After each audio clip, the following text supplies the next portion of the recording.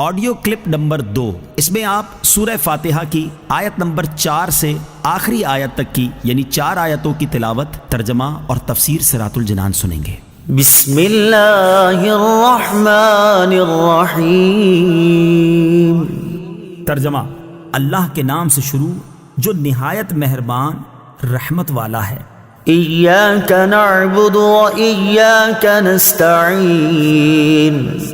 ترجمہ: ہم تیری ہی عبادت کرتے ہیں اور تجھ ہی سے مدد چاہتے ہیں۔ ایاک نعبد و ایاک نستعین، ہم تیری ہی عبادت کرتے ہیں اور تجھ ہی سے مدد چاہتے ہیں۔ تفسیر صراط الجنان میں اس کی تفسیر کچھ اس طرح ہے۔ اس سے پہلی آیات میں بیان ہوا کہ ہر طرح کی حمد و ثنا کا حقیقی مستحق اللہ تعالیٰ ہے، جو کہ سب جہانوں کا پالنے والا، بہت مہربان اور رحم فرمانے والا ہے۔ اور اس آیت سے بندوں کو سکھایا جا رہا ہے کہ اللہ تعالیٰ کی بارگاہ میں اپنی بندگی کا اظہار یوں کرو کہ اے اللہ عز و جل، ہم صرف تیری ہی عبادت کرتے ہیں، کیونکہ عبادت کا مستحق صرف تو ہی ہے اور تیرے علاوہ اور کوئی اس لائق ہی نہیں کہ اس کی عبادت کی جا سکے، اور حقیقی مدد کرنے والا بھی تو ہی ہے۔ تیری اجازت و مرضی کے بغیر کوئی کسی قسم کی ظاہری، باطنی، جسمانی، روحانی، چھوٹی بڑی کوئی مدد نہیں کر سکتا۔ وَإِيَّاكَ نَسْتَعِينُ، اور تجھ ہی سے مدد چاہتے ہیں۔ تفسیر صراط الجنان میں اس کی تفسیر کچھ اس طرح ہے۔ اس آیت میں بیان کیا گیا کہ مدد طلب کرنا خواہ واسطے کے ساتھ ہو یا واسطے کے بغیر ہو، ہر طرح سے اللہ تعالیٰ کے ساتھ خاص ہے، اور اللہ تعالیٰ کی ذات ہی ایسی ہے جس سے حقیقی طور پر مدد طلب کی جائے۔ اعلیٰ حضرت امام احمد رضا خان علیہ رحمت الرحمان فرماتے ہیں، حقیقی مدد طلب کرنے سے مراد یہ ہے کہ جس سے مدد طلب کی جائے اسے بالذات قادر، مستقل مالک اور غنی، بے نیاز جانا جائے کہ وہ اللہ تعالیٰ کی عطا کے بغیر خود اپنی ذات سے اس کام یعنی مدد کرنے کی قدرت رکھتا ہے۔ اللہ تعالیٰ کے علاوہ کسی اور کے بارے میں یہ عقیدہ رکھنا ہر مسلمان کے نزدیک شرک ہے، اور کوئی مسلمان اللہ تعالیٰ کے علاوہ کسی اور کے بارے میں ایسا عقیدہ نہیں رکھتا، اور اللہ تعالیٰ کے مقبول بندوں کے بارے میں مسلمان یہ عقیدہ رکھتا ہے کہ وہ اللہ تعالیٰ کی بارگاہ تک پہنچنے کے لیے واسطہ اور حاجات پوری ہونے کا وسیلہ اور ذریعہ ہیں۔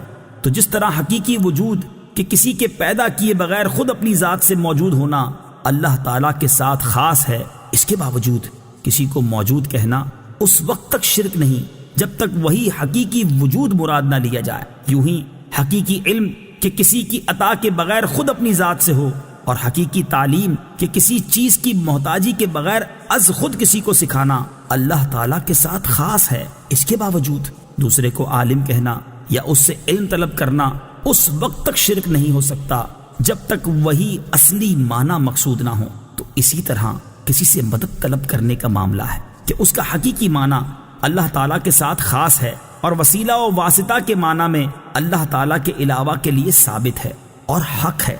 اہدنا الصراط المستقیم۔ ترجمہ: ہمیں سیدھے راستے پر چلا۔ اہدنا الصراط المستقیم، ہمیں سیدھے راستے پر چلا۔ تفسیر صراط الجنان میں اس کی تفسیر کچھ اس طرح ہے۔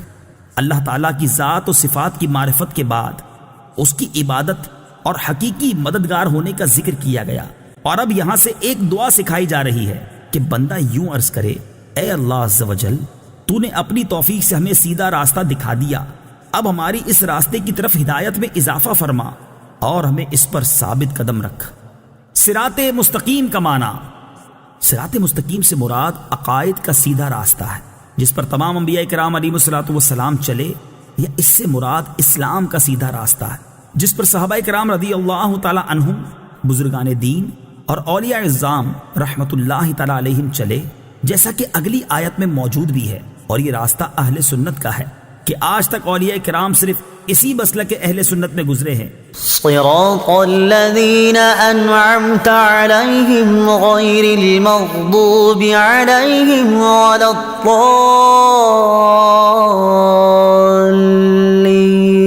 الضالین۔ ترجمہ: ان لوگوں کا راستہ جن پر تو نے احسان کیا، نہ کہ ان کا راستہ جن پر غضب ہوا اور نہ بہکے ہوئوں کا۔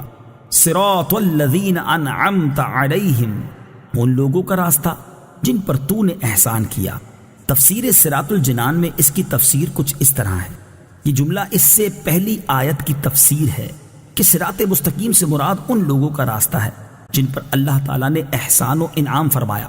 آیت ولضالین سے متعلق شرعی مسئلہ، بعض لوگ ولضالین کو ولضالین پڑھتے ہیں، ان کا ایسا کرنا حرام ہے۔ اعلیٰ حضرت امام احمد رضا خان علیہ الرحمت الرحمان فرماتے ہیں ضاد ضا ذال زا سب حروف متباینہ متغائرہ یعنی ایک دوسرے سے جدا جدا حروف ہیں، ان میں سے کسی کو دوسرے سے تلاوت قرآن میں قصدن بدلنا، اس کی جگہ اسے پڑھنا، نماز میں ہو خواہ بیرون نماز، حرام قطعی و گناہ عظیم، افتراء علی اللہ و تحریف کتاب کریم ہے۔